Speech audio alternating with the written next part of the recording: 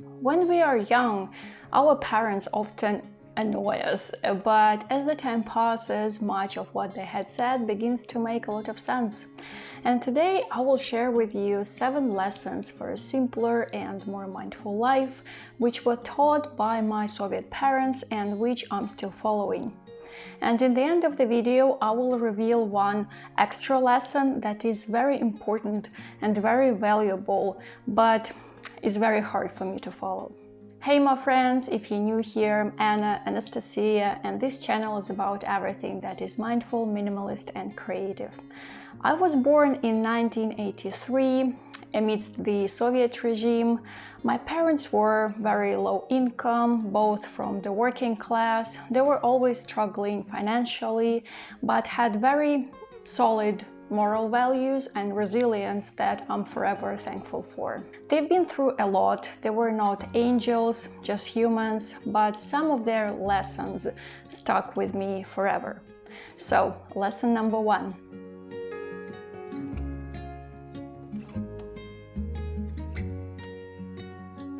Things that we own don't need to be expensive, prestigious, or trendy. Keeping your possessions clean and tidy makes the real difference. Taking care of your items means loving them, and love transforms everything, right? I know that the obligation to keep your things clean all the time may sound like a privilege, but you know, when I grew up, we didn't have a washing machine and we did all our laundry by hand or using a special board. And of course, it required a lot of efforts, but it was part of our daily routine, even for kids. So I try to remember this lesson and love and respect all the things that accompany me.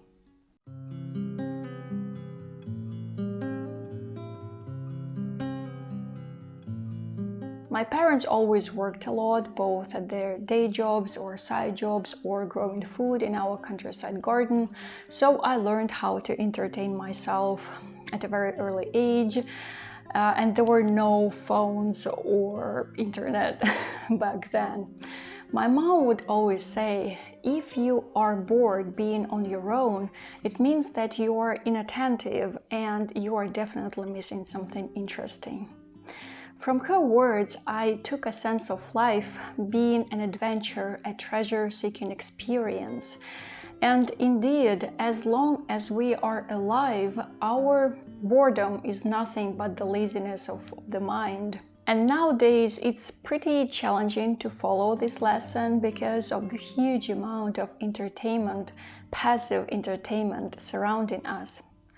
And of course, boredom is a very broad meaning, and I've encountered a lot of contrasting opinions about that, and I will be super interested to learn yours.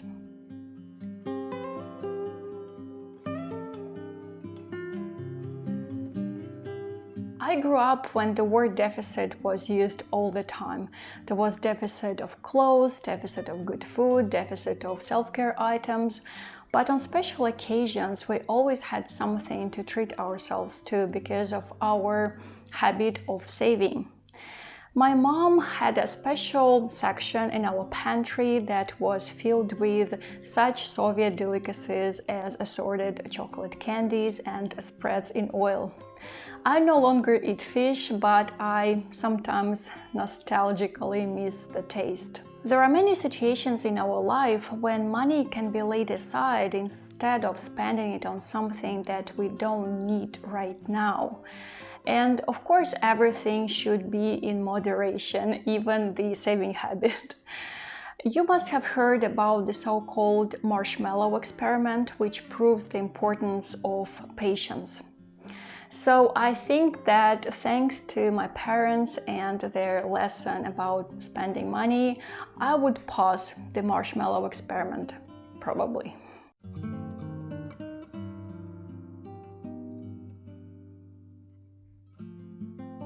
My parents always did their best to remind my brother and me how important knowledge is. They used to say, learning new things is not always easy, but nobody is going to do that for you. The more skills you have, the less chances are that you will starve. We were always encouraged to learn new skills and master them because it's just a perfect way to adjust to the changing world. And this is where I want to talk about the sponsor of today's video, Skillshare. Skillshare is an online learning community with thousands of inspiring classes for anyone who wants to explore their creativity and learn. Right now, I'm trying to develop my writing skills more as I have this crazy dream of writing a book one day. Recently, I took a class called Creative Nonfiction, Write Truth with Style by Susan Orlean from New Yorker. She's an inspiring storyteller, and I really enjoy how she leads through the whole process of creating a meaningful piece of text. Right now, I'm in the middle of writing a nonfiction story following all the tips I learned from Susan. It's a home assignment, and I really like that she gives a specific theme, thus I get a starting point, and it's so much better than just overcoming writing block on your own. The first 1,000 people to use my link will get a 1-month free trial of Skillshare. Thank you so much, Skillshare, for sponsoring this video.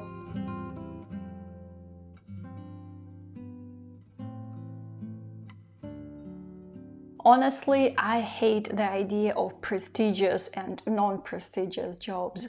Sometimes we simply cannot pick and choose our careers because of tough life situations or our background or physical condition. My parents had to take whatever jobs they could in order to feed the family, but I'm still ashamed to remember all those moments when I felt embarrassed to tell my friends about my parents' professions because they were not cool. Luckily, with time, I've understood many of the things that teenagers often don't care about. In challenging times, I did not hesitate to take up jobs that were paid very little, that were dull and not promising at all, but they were just enough to pay my bills at that very moment.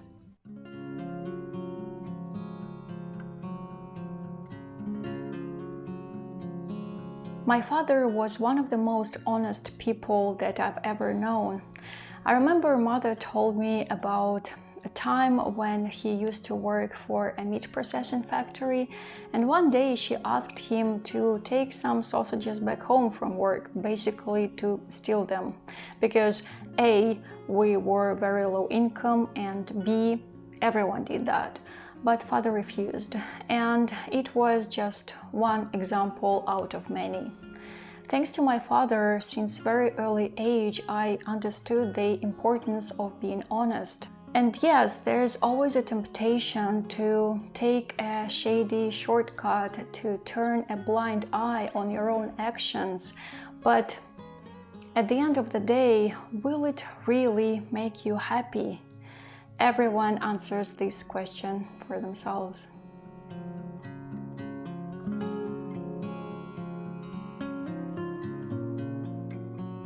I grew up with a Jewish surname in Siberia where anti-Semitism was not uncommon, and although I went to a good school, many times I was called very hurtful names, but I was ready for that, because since I was 6 or 7, my mom always warned me that such things can happen, but it doesn't mean that I'm worse than everybody else. She told me that I should always move on and let those words crash against the wall of my mind. It reminds me of the saying, "The dog barks, but the caravan moves on." So we should all be the caravans. And after all, it's always important to remember that people who enjoy hurting other people have been hurt by someone.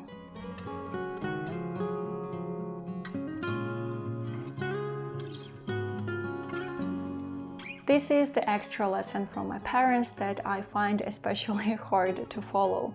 It's not just regular networking, it's about genuine human connections with friends, co-workers, co-passengers, and even with some random strangers that you met only once, but the encounter felt really meaningful to you.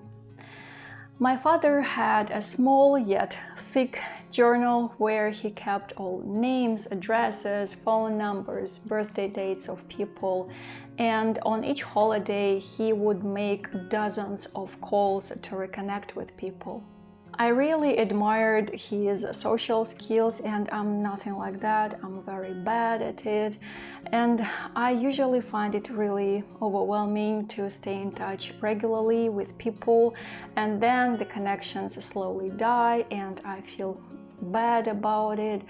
So I will deeply appreciate if you share your experience in the comments, whether you find keeping connections very hard or not, and what do you do for that. So let's share, or just share any thoughts that you want in the comments, maybe some of the lessons from your parents that you find especially valuable.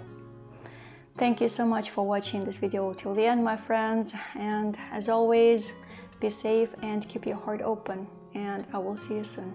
Пока-пока.